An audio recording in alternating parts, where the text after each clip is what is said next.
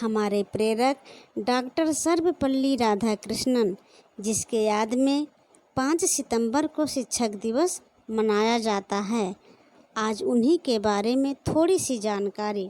स्वतंत्र भारत के पहले उपराष्ट्रपति और दूसरे राष्ट्रपति डॉक्टर राधाकृष्णन का जन्म 5 सितंबर 1888 को तमिलनाडु के एक पवित्र तीर्थ स्थल तिरुतनी ग्राम में हुआ था। इनके पिता सर्वपल्ली वीरास्वामी एक गरीब किंतु विद्वान ब्राह्मण थे। इनके पिता पर एक बड़े परिवार की जिम्मेदारी थी। इस कारण राधाकृष्णन को बचपन में ही कई प्रकार की कठिनाइयों का सामना करना पड़ा। सर्वपल्ली राधाकृष्णन का शुरुआती जीवन तिरुतानी और तिरुपति जैसे धार्मिक स्थलों पर ही बीता। इनके पिता धार्मिक विचारों वाले इंसान थे, लेकिन फिर भी उन्होंने राधाकृष्णन को पढ़ने के लिए क्रिश्चियन मिशनरी संस्था लुथरन मिशन स्कूल तिरुपति में दाखिल कराया। इसके बाद उन्होंने बेलूर और मद्रास कॉलेजों में शिक्षा प्राप्त की। वह शुरू से ही एक मेधावी छात्र थे। अपने विद्यार्थी जीवन में ही उन्होंने बाइबल के महत्वपूर्ण अंश याद कर लिए थे, जिसके लिए उन्हें विशिष्ट योग्यता का सम्मान भी प्रदान किया गया था। उन्होंने वीर सावरकर और विवेकानंद के आदर्शों का भी गहन अध्ययन कर लिया था। सन 1902 में उन्होंने मैट्रिक की परीक्षा अच्छे अंकों में उत्तीर्ण की, जिसके लिए उन्हें छात्रवृत्ति प्रदान की गई।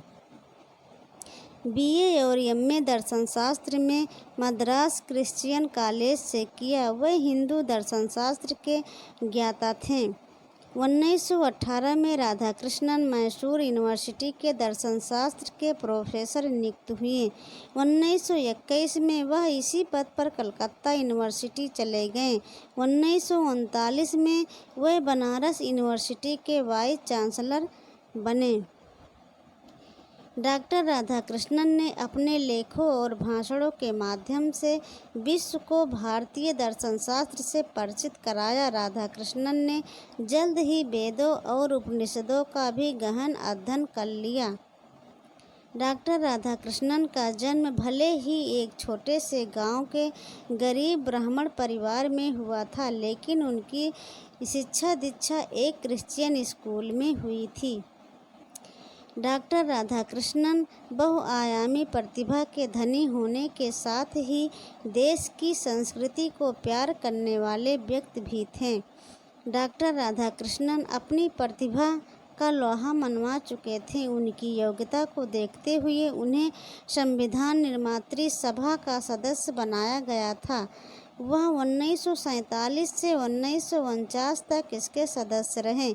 इसी बीच वह ख्याति प्राप्त विश्वविद्यालय के चेयरमैन भी नियुक्त किए गए। जब भारत को स्वतंत्रता मिली, उस समय जवाहरलाल नेहरू ने राधाकृष्णन से यह आग्रह किया कि वह विशिष्ट राजदूत के रूप में सोवियत संघ के साथ राजनयिक कार्यों की पूर्ति करें।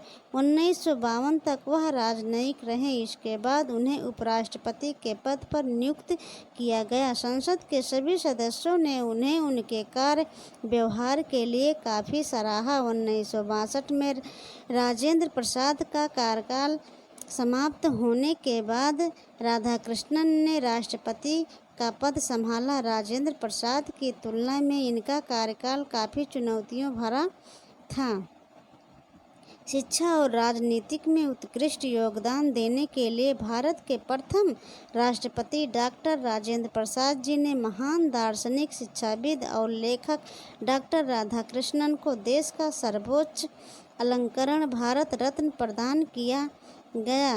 राधाकृष्णन के मरणोपरांत उन्हें मार्च 1975 में अमेरिका सरकार द्वारा टेम्पल्टन पुरस्कार से सम्मानित किया गया, जो कि धर्म के क्षेत्र में उत्थान के लिए प्रदान किया जाता है। इस पुरस्कार को ग्रहण करने वाले यह प्रथम गैर ईसाई संप्रदाय के व्यक्ति थे। उन्हें आज भी शिक्षा के क्षेत्र में एक आदर्श शिक्षक के रूप में याद किया जाता है।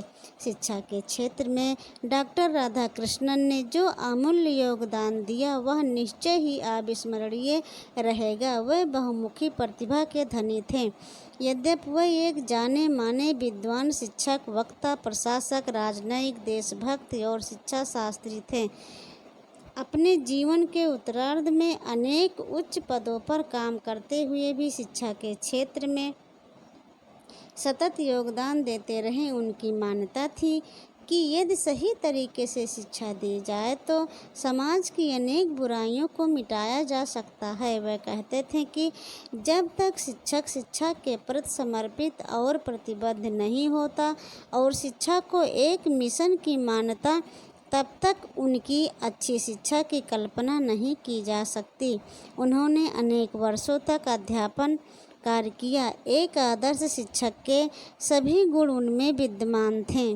शिक्षक को मात्र अच्छी तरह अध्यापन करके ही संतुष्ट नहीं हो जाना चाहिए, उसे अपने छात्रों का स्नेह और आदर अर्जित करना चाहिए। सम्मान शिक्षक होने भर से नहीं मिलता, उसे अर्जित करना पड़ता है। शिक्षक का काम है ज्ञान को एकत्र करना या प्राप्त करना और फिर उसे बांटना, उसे ज्ञान का दीपक बनकर चारों तरफ अपने आप को प्रकाशित करना। शिक्षक का जीवन सादा जीवन उच्च विचार की भांति होता है। आज भी उनके जन्मदिवस के उपलक्ष्य में संपूर्ण भारत में 5 सितंबर को शिक्षकों को उनके योगदान के लिए पुरस्कार प्रदान किए जाते हैं।